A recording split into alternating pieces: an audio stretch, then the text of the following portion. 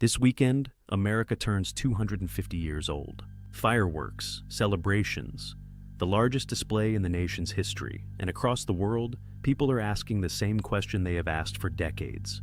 What actually makes America powerful? Most people point to the obvious answers: the military, Silicon Valley, Hollywood, the size of the economy. All of those are real. None of them are the real answer. The true source of American power is something most people never think about. Something invisible. Something you have used today without noticing.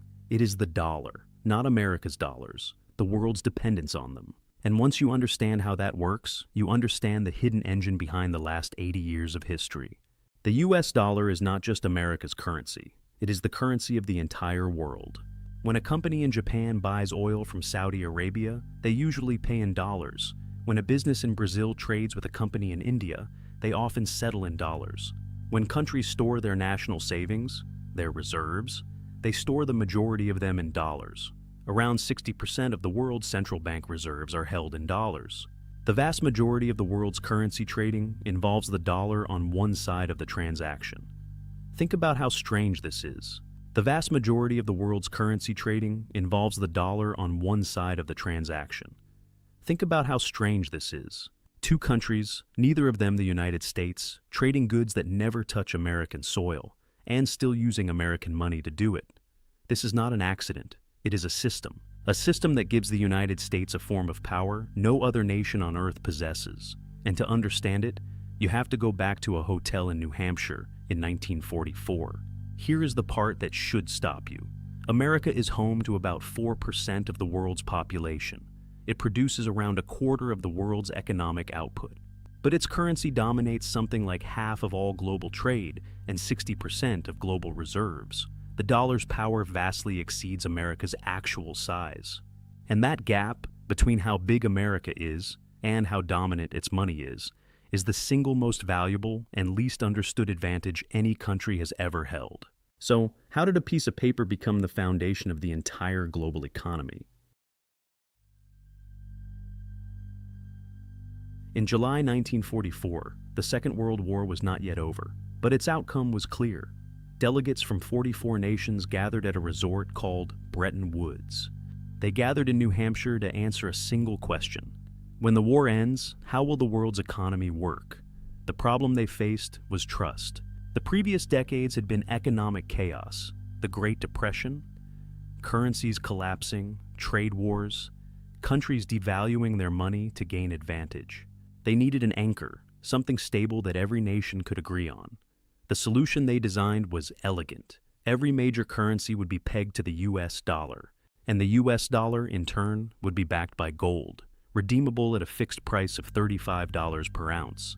America was the natural choice. It had emerged from the war as the only major economy still standing. Its factories were intact, and crucially, it held the majority of the world's gold reserves. The dollar became the anchor of the global economy, not through conquest, through arithmetic. It was simply the only currency the world could trust.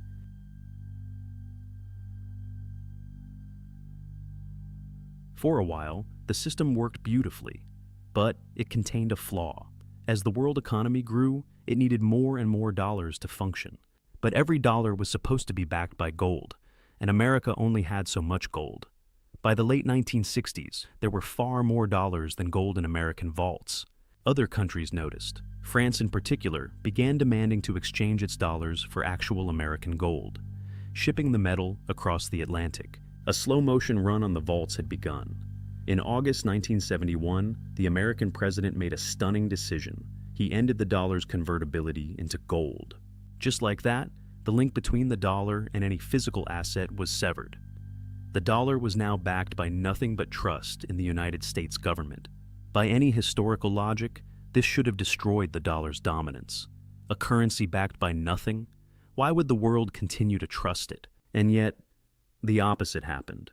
The dollar didn't just survive. It became more dominant than ever, because America had built a system the world could no longer leave. Because in the same decade, something else locked the dollar into the heart of the world economy.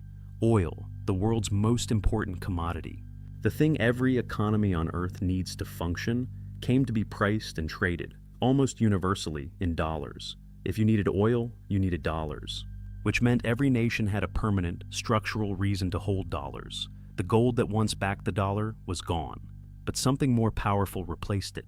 Once oil was priced in dollars, a self-reinforcing loop took hold. Countries needed dollars for energy, so they wanted to earn dollars through trade. So they priced their own exports in dollars, which made even more global trade run on dollars, which made every country want to hold even more of them. But the real foundation of dollar dominance is something even deeper than oil. It is trust in American institutions. U.S. Treasury bonds are considered the safest assets. Why? Because for over 2 centuries, through wars and crises, the United States has never once failed to pay its debts. It has the deepest financial markets on Earth. This is what economists mean by dollar dominance. It is a web of dependencies. Oil is priced in dollars, trade is invoiced in dollars, debt is issued in dollars. Each strand supports the others. Together, they form a structure so deep that no individual country can simply step out of it. And here is what that gives America. When you issue the world's currency, you borrow more cheaply than anyone else. You can run deficits that would sink any other nation because there is endless demand. And you gain a weapon. The United States can cut any person, company, or country off from the global economy simply by denying them access to dollars.